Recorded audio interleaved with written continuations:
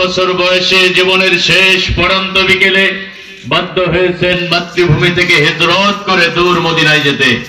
ঘুমিয়ে আছেন মদিনাতুল মুনাওয়ারায় সবুজ গম্বুজের নিচে। বাংলাদেশের এই প্রান্ত থেকে কলিজার সমস্ত ভালোবাসা একত্রিত করে প্রিয় নবীর শাহে মদিনায় আমরা সালাতু সালাম পেশ করছি। ফেরেশতারা আমাদের দরুদ এবং সালামটুকু নাম ঠিকানা সহ রাসূলের রওজা মুবারকে পৌঁছে দেবেন। সকলে মহাব্বতে একসাথে পড়ছি সাল্লাল্লাহু আলাইহি ওয়াসাল্লাম। আল্লাহুম্মা সাল্লি ওয়া সাল্লিম আলা নবিয়িনা মুহাম্মদ। প্রিয় ভাই সব, 2 দিন ব্যাপী মাহফিলের আজকে শেষ দিন। রাত গভীর হতে চলেছে। আমি লম্বা সময় কথা বলে আপনাদের কষ্টের কারণ হতে চাই না, বিরক্তির কারণ হতে চাই না। অন্য কোথাও লম্বা সময় বলি না, আজকেও বলবো না। কারণ রাসূলুল্লাহ লম্বা সময় বলতেন না। রাসূলুল্লাহ ওয়াজ করতেন কম, সাহাবীরা আমল করতেন বেশি। কিন্তু আমাদের চিত্র তো পুরো উল্টা। আমরা ওয়াজ করিও বেশি, শুনিও বেশি, কিন্তু আমলের খবর নাই। জীবন পরিবর্তনের জন্য তো একটা মাহফিলই যথেষ্ট ছিল। অন্ধকারে আলোর দিশা খুঁজে পাওয়ার জন্য, কুফুরির পথ থেকে ঈমানের পথে ফিরে আসার জন্য একটা আলোচনাই তো আমাদের জীবনের জন্য যথেষ্ট ছিল। কিন্তু প্রতিনিয়ত আমরা কোরআনের মাহফিল শুনি, মাহফিল বাস্তবায়ন করি, আলেম ওলামারা আলোচনা করে, আমাদের জীবনের পরিবর্তন নাই। আমরা আজকে যে কথাগুলো শুনবো জীবন পরিবর্তনের মানসিকতা নিয়ে শুনবো। ভাইরা আমার, তার আগে আমরা যারা কোরআন সুন্নাহর আলোচনা শোনার জন্য এই মাহফিল আসতে পারলাম, এখানে এসে আমি জানতে চাই আপনারা খুশি না বেজার? একটা আওয়াজ দিয়ে বলেন, খুশি না বেজার? আমরা মাহফিল আসতে পেরে খুশি, আনন্দিত, উৎপেলিত, পুলকিত। কারণ আকাশের নিচে জমিনের উপরে কোরআনুল কারীমের মাহফিলের চেয়ে দামি মাহফিল অনবীক্ষণ যন্ত্র দিয়ে খুঁজে খুঁজে আর একটা বের করা যাবে না। আপনাদের দৃষ্টিতে এটা মরহুম আলহাজ আব্দুল কুদ্দুস হাজী সাহেবের চাতালের একখণ্ড জায়গা হতে পারে, কিন্তু বিশ্বনবীর ভাষায় এটা এখন জান্নাতের বাগান। তো জান্নাতের বাগানে বসার সৌভাগ্য কি সবার হয়? রাসূলুল্লাহর বাড়ির পাশে আবু জেহেলের বাড়ি।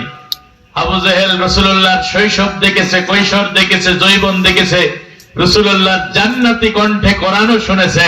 আমার ভাইরা বলেন তো, আবু জেহেলের ভাগ্যে কি ঈমান জুটেছে?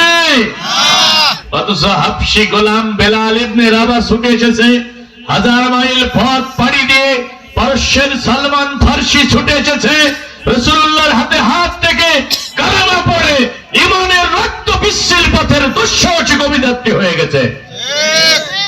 অথচ রাসূলুল্লাহর আপন চাচা 45টা বছর রাসূলকে বুকের ভিতরে আগলে রাখার পরেও ঈমান নিয়ে কবরে যেতে পারি নাই। আমরা যারা এই জনপদের হাজার হাজার মানুষের ভিড় থেকে বাছাইকৃত হয়ে কোরআন সুন্নাহর মাহফিলে বসার সৌভাগ্য অর্জন করলাম, এখানে বসে আমাদের লাভ হলো না ক্ষতি হলো? জোরে বলেন, কি লাভ হলো? একটা হাদিস, রাসূলুল্লাহর পবিত্র জবান মিশ্রিত একটি হাদিস আপনাদের শুনিয়ে আমি মূল আলোচনায় চলে যেতে চাই। প্রিয় নবী বলেন, মা ইসতামাআ কওমুন আলা যিকরিন ফাতাফাররাকু আনহুম ইল্লা ক্বিলা লাহুম। নবীজি বলেন, জনপদের মানুষেরা যখন কোন জিকিরের মজলিসে সমবেত হবে, জিকিরের মজলিস বলা হয় ওই মজলিসকে যেখানে কোরআনের আলোচনা হয়, হাদিসের আলোচনা হয়। নবীজি বলছেন, কোরআনকে কেন্দ্র করে লোকেরা যখন কোন একটা মাহফিলে একত্রিত হয়, সমবেত হয়, ফাতাফাররাকু আনহু, অতঃপর মজলিস শেষ করে যখন তারা বিচ্ছিন্ন হয়, ইল্লা ক্বিলা লাহুম, তাদেরকে ডেকে ডেকে বলা হয়, কুমু মাগফুরাল লাকুম, ও আল্লাহর বান্দারা এখন তোমরা ওঠো, এখন তোমরা বাড়ির দিকে রওনা দাও, আল্লাহ পাক রব্বুল আমিন তোমাদের জীবনের সব গুনাহগুলো মাফ করে দিয়েছে। কুমু মাগফুরাল লাকুম, তোমরা ওঠো, তোমাদের ক্ষমা করে দেওয়া হয়েছে। এরপরে নবীজি বলেন, শুধু তাদেরকে ক্ষমার সুসংবাদ দেয়া হয় না, তাদেরকে আবার বলা হয়, কদ বুদ্দিলাত সাইয়্যাতিকুম হাসানাত, ও আল্লাহর বান্দারা আল্লাহ পাক রব্বুল আমিন তোমাদের শুধু ক্ষমা করে নাই, চায়ের দোকানে বন্ধুদের সাথে গল্পের আড্ডায় মত্ত না থেকে, রাস্তাঘাটে বাজার ঘাটে এলোপাতাড়ি ঘোরাফেরা না করে, সারাদিনের কর্মব্যস্ততা শেষ করে কর্মক্লান্ত পরিশ্রান্ত দেহ নিয়ে আরামের বিছানায় ঘুমাতে না গিয়ে কোরআনের মহব্বতে মাহফিলে বসেছ, কোরআনের রঙে জীবনটাকে রাঙানোর সিদ্ধান্ত নিয়েছ। আল্লাহ পাক রব্বুল আমিন তোমাদের উপরে এত বেশি খুশি হয়ে গেছে। আল্লাহ শুধু তোমাদের জীবনের গুনাহ মাফ করে ক্ষান্ত হয় নাই, তোমাদের বিগত জীবনের গুনাহগুলো আল্লাহ পাক রব্বুল আমিন পরিবর্তন করে সওয়াবে পরিণত করে দিয়েছে। একটু জোরে বলা যাবে কি সুবহানাল্লাহ? তাহলে ভাইরা আমার, এই মাহফিলে এসে কোরআনের আলোচনা শোনার সুযোগ পেয়ে আমাদের লাভ হলো না ক্ষতি হলো? লাভ হলো।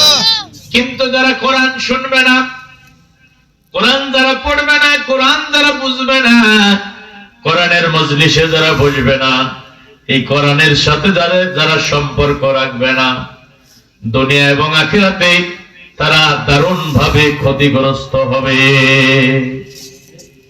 আমি একটা কথাও বানিয়ে বলবো না, যতটুকুন সময় বলবো কোরআন হাদিসের অথেন্টিক দলিল দিয়ে বলার জন্য চেষ্টা করব। ও আমার ভাইয়েরা, আমাদের দেশে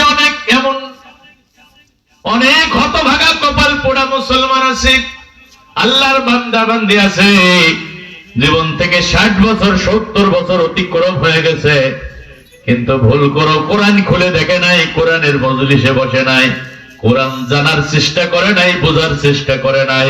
এমন হতভাগা কপাল পোড়া মুসলমান আছে না? না, আল্লাহ পাক রব্বুল আমিন তাদের ব্যাপারে বলছেন, وَمَنْ أَعْرَضَ عَنْ ذِكْرِي فَإِنَّ لَهُ مَعِيشَةً ضَنكًا وَنَحْشُرُهُ يَوْمَ الْقِيَامَةِ أَعْمَى। আল্লাহ পাক রব্বুল আমিন বলেন, যারা আমার এই কোরআন থেকে মুখ ফিরাইয়া নেবে, যারা কোরআন পড়বে না, কোরআন যারা বুঝবে না, কোরআনের মজলিসে যারা বসবে না, কোরআন অনুযায়ী যারা জীবন পরিচালনা করবে না, কোরআন থেকে যারা দূরে থাকবে, কোরআন থেকে যারা মুখ ফিরিয়ে নেবে, আমার আল্লাহ বলেন দুনিয়ার জীবনটা আমি আল্লাহ তাদের জন্য দারুণ ভাবে সংকীর্ণ করে দেব। সংকীর্ণ করার মানে হলো কোটি কোটি টাকার মালিক হবে, অর্থ অভিজাত্যের পাহাড় রচনা করবে, অগাধ ক্ষমতা তার বজ্র মুঠির মধ্যে থাকবে, কিন্তু শান্তির লেশমাত্র খুঁজে পাবে না। কোটি কোটি টাকার মালিক কিন্তু শান্তি পাবে না। ছেলেরে ডানে যেতে বলবে বামে যাবে, বউরে সামনে যেতে বলবে পিছনে যাবে। ভাইরা আমার, এত টাকা পয়সা, এত অর্থ সম্পদ, ডাক্তারের কাছে গেছে, কই গোশ খেতে পারবা না, মাছ খেতে পারবা না, ডিম খেতে পারবা না। কই তাহলে খাবোটা কি? কই রুটি আর সুজি। কি রুটি আর সুজি? দুনিয়ার জীবন সংকীর্ণ, শান্তি নাই, ঘুম আসে না, ঘুমের ট্যাবলেট না খেলে রাতে ঘুম আসে না। ভাইরা আবার, এটা তো গেল দুনিয়ার জীবনের সংকীর্ণতা। আর হাসরের ময়দানে কঠিন মুসিবতের দিন আল্লাহ পাক রব্বুল আমিন বলছেন, নাহশুরুহু ইয়াউমাল কিয়ামাতি আ'মা। কিয়ামতের কঠিন ময়দানে কোরআন বিমুখ মানুষগুলোকে আমি আল্লাহ অন্ধ করে দাঁড় করাবো, অন্ধভাবে দাঁড় করাবো। এই ঘোষণা কার? শুধু আপনাদের না, মহিলাদেরও? নারী পুরুষ যারা কোরআন থেকে মুখ ফিরিয়ে নেবে, কোরআন বিমুখ জীবন যাপন করবে, আল্লাহ পাক রব্বুল আমিন বলছেন হাসরের ময়দানে আমি তাদের অন্ধ করে দাঁড় করাবো। ওরা যখন হাসরের ময়দানে অন্ধ অবস্থায় দাঁড়াবে, আল্লাহরে ডেকে বলবে, ক্বালা রাব্বি লিমা হাশারতানি আ'মা ওয়া ক্বাদ কুনতু বাসীরা। রব্বুল আমিন দুনিয়াতে আমাদের দেখার জন্য কত সুন্দর দুইটা চক্ষু তুমি দিয়েছিলে, তোমার দেয়া চোখ দিয়ে তোমার সৃষ্টির কত অপরূপ নিদর্শন আমরা দেখেছি। আজকে কোন অপরাধে আমাদের চোখ দুইটা অন্ধ করে দেয়া হলো আমরা জানতে চাই। জবাবে আল্লাহ পাক রব্বুল আমিন কি বলবেন? সে কথাও কোরআনে আল্লাহ রেকর্ড করে দিয়েছেন। আল্লাহ পাক রব্বুল আমিন বলবেন, ক্বালা কাযালিকা আতাতকা আয়াতুনা ফানাসিতাহা ওয়া কাযালিকাল ইয়াওমা তুনসা। এ আমার কোরআন বিমুখ বান্দারা, এ আমার নাফরমান বান্দারা, আমি তোদের চক্ষু দিয়েছিলাম, আমার দেহের চক্ষু দিয়ে দুনিয়ার সব দেখেছিস, লিওনেল মেসির ফুটবল দেখেছিস, সচিন টেন্ডুলকারের ক্রিকেট দেখেছিস, হলিউড বলিউড ঢালিউডের ডজন ডজন নায়ক নায়িকার সিনেমা দেখেছিস, স্টার জলসা জি বাংলার সিরিয়াল দেখেছিস, কিন্তু আমার দেহ চোখ দিয়া জীবনে কোনোদিন কোরআন খুলে দেখিস নাই। কি আছে না নাই? এরকম মুসলমান আছে না নাই? ফিজিক্স পড়লা কোরআন আমার দেহ চোখ দিয়া, কেমিস্ট্রি পড়লাম, বায়োলজি পড়লাম, তসলিমার উপন্যাস পড়লা, বঙ্কিমচন্দ্রের উপন্যাস পড়লা, শরৎচন্দ্র চট্টোপাধ্যায়ের উপন্যাস পড়লা, কিন্তু কোনদিন আমার দেয়া চোখ দেয়া কোরআন খুলে দেখো নাই।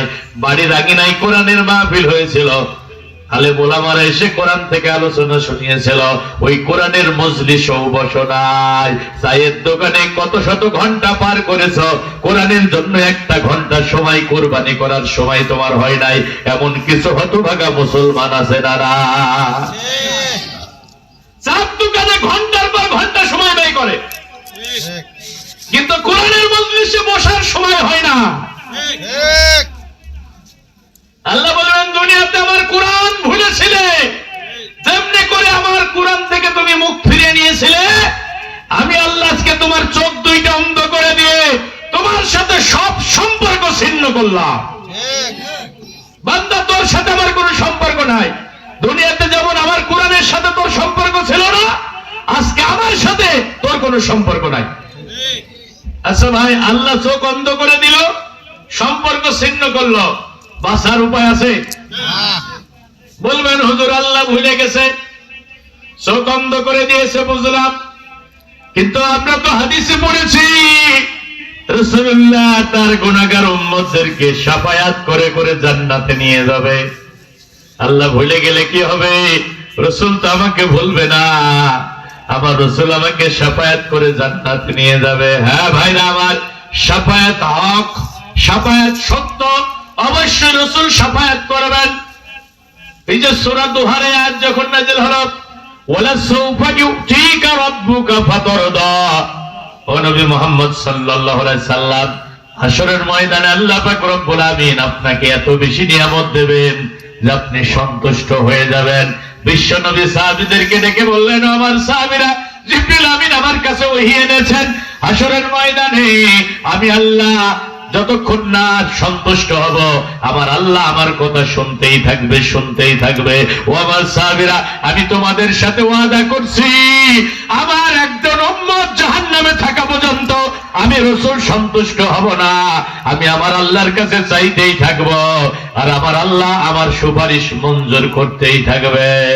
কিন্তু ব্যাপার হলো, যারা কোরআন পড়বে না, কোরআন বুঝবে না, কোরআনের সাথে যারা থাকবে না, রাসূল তাদেরকে শাফায়াত করা তো দূরে থাক, রাসূল নিজে বাদী হয়ে তাদের বিরুদ্ধে আল্লাহর আদালতে মামলা দিয়া দেবে।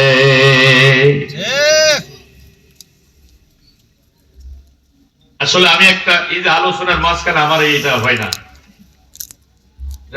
ব্রেক হয়ে যায়। চলমান গাড়ি, চলন্ত গাড়ি, আমি তো একটা বিষয়ের উপর কথা বলছি, এটা করে দেবো আমি ইনশাল্লাহ। আপনারা থাকবেন না? আপনারা থাকবেন না? থাকবেন না? এ ভাই একটু কথা বলেন, আপনারা থাকবেন না? আমি বেশি সময় নেব না। এখন কত বাজে? 11টা বাজে। 12টার মধ্যে আমরা শেষ করার চেষ্টা করবো ইনশাআল্লাহ। ভাই সাউন্ডটা একটু বাড়াই দেন। কি 1 ঘন্টা সময় কোরআনের জন্য দেওয়া যাবে না ভাই? হ্যাঁ, চলেন। রাসূল নিজে মামলা করবেন, আমি এটা বানিয়ে বলছি না।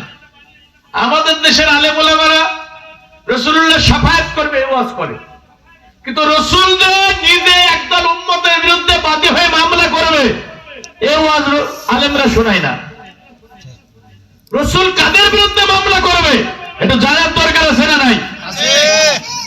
কোরআনুল কারীমের 30 নম্বর সূরা, সূরা ফুরকানের 25 নম্বর আয়াত, কোরআনের ছোট্ট এই আয়াত আমাকে দারুণ ভাবে উদ্বেলিত করেছে।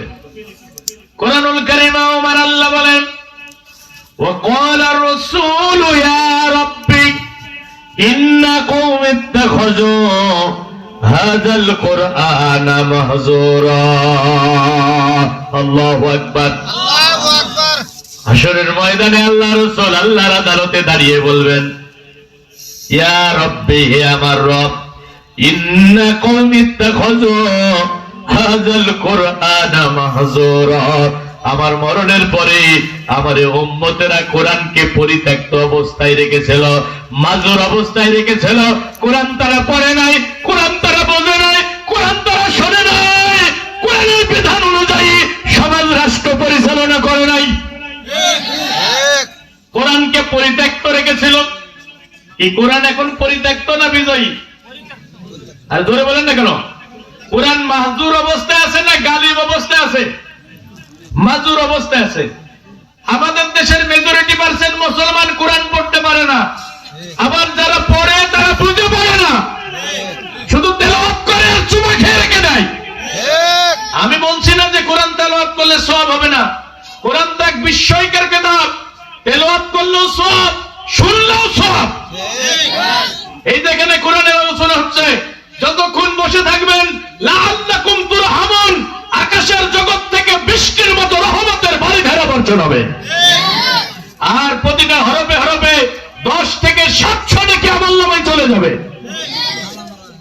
আমার ভাইরা, কতগুলো হৃদয় দিয়ে বোঝার চেষ্টা করেন।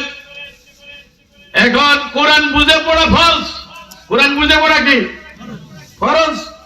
আপনি এমনি পড়লেও সওয়াব হবে, কিন্তু বুঝে পড়া ফরজ। বাংলাদেশের 90% মুসলমান কোরআন পড়তে পারে না, আর যারা পড়ে তারা বুঝে পড়ে না। ভাইরা আমার, এরপরে কোরআনের বিধান আজকে আমাদের চোখের সামনে পদদলিত, আমাদের চোখের সামনে পরাধীন অবস্থায়। আমি কয়েকটা দৃষ্টান্ত দিলে আপনাদের কাছে দিবালোকের মতো স্পষ্ট হয়ে যাবে। আপনারা বলেন তো, কোরআনে মদ হালাল না হারাম? সবাইকে বলতে হবে ভাই। কোরআনুল কারীম মদকে হালাল করেছে না হারাম করেছে? এখন আমাদের দেশে মদের লাইসেন্স আছে না নাই? কোরআন বলল হারাম, আমরা কোরআনের বিধান পরিবর্তন করে হালাল করে দিলাম। তাহলে কোরআনকে সম্মান করা হলো নাকি কোরআনকে পরিত্যক্ত করা হলো? এরপরে দেখেন, জিনা কোরআনে হালাল না হারাম? আল্লাহ বলছে ওয়ালা তাকরাবুজ জিনা, জিনার কাছেও যেও না। এখন জিনার লাইসেন্স আমাদের দেশে আছে না নাই? 95% মুসলমান যে দেশে বসবাস করে, সে দেশে জিনার লাইসেন্স দিয়ে কোরআনের বিধানকে পরিবর্তন করে দেওয়া হয়েছে। এরপরে বলেন, কোরআনের সুদ হালাল না হারাম? কথা বলে না। কোরআনুল কারীমের সুদ হালাল না হারাম? এখন আমাদের দেশে সুদের লাইসেন্স আছে না নাই? রূপালী, পুবালী, সোনালী, আশা, প্রশিকা, ব্ল্যাক ব্যাংক, গ্রামীণ ব্যাংক, এগুলো সব সুদ ভিত্তিক না? এগুলো সব লাইসেন্স আছে না? আল্লাহ বলছে জানো মা বাকিয়া মিনার রিবা, সুদের বাকিয়া ছেড়ে দাও।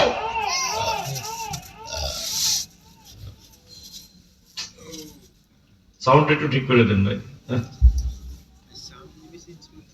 সুদের বকেয়া ছেড়ে দাও, এই ঘোষণা কার?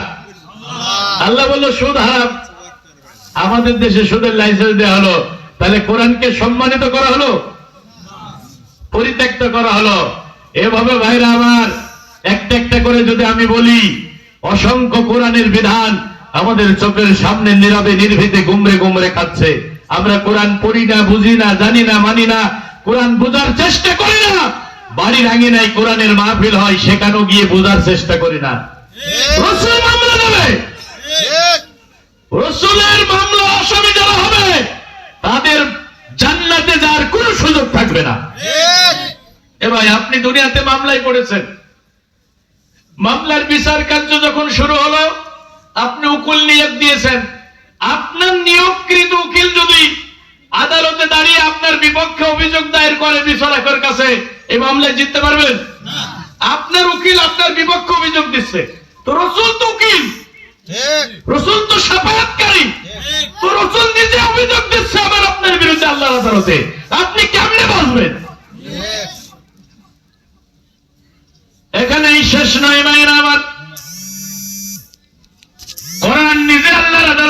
করবে, একটা কোরআন থাকলে ভালো হতো। মঞ্চে কোরআন নাই কেন? কি আসতো কোরআনের মাহফিল, মঞ্চে কোরআন থাকবে না? ভাইরা আমার, কোরআন নিজে আল্লাহর আদালতে মামলা দায়ের করবে। দিকে তাকান, ইয়াকুলুল কোরআন, কোরআন বলবে ইয়া রাব্বাল আলামিন ইন্না আবদাকা হাযা ইত্তাখাযানি মাহজুরা। এই যে আমি আমার মশহুর ভাইকে যেভাবে দেখিয়ে দিচ্ছি, কোরআন হাসরের ময়দানে এভাবে দেখাবে, আল্লাহ তোমার ওই বান্দা, তোমার ওই বান্দি, তোমার ওই গোলাম, তোমার ওই গোলাম দুনিয়াতে আমাকে পরিত্যক্ত অবস্থায় রেখেছিল। 70-80 বছরের জিন্দেগিতে কোনদিন কোরআন খুলে দেখে নাই, কোরআন বোঝে নাই, কোরআন মানে নাই, কোরআন অনুযায়ী জীবন পরিচালনা করে নাই। আল্লাহ তোমার আদালত দাও, তোমার যে বান্দা কোরআন পড়ে নাই, আমার আর তার মাঝে তুমি ফাইসাল্লা করে দাও। কোরআন মামলা করলো। ভাই এবার তাকান, এবার একটু বোঝার চেষ্টা করেন। এদিকে দেখেন, এদিকে দেখেন, অন্যদিকে দেখার দরকার নাই, এদিকে দেখান। ভাই এই দেখেন, আল্লাহ চোখ বন্ধ করে দিয়েছে, সম্পর্ক ছিন্ন করেছে, রসুল মামলা করেছে, কোরআন নিজে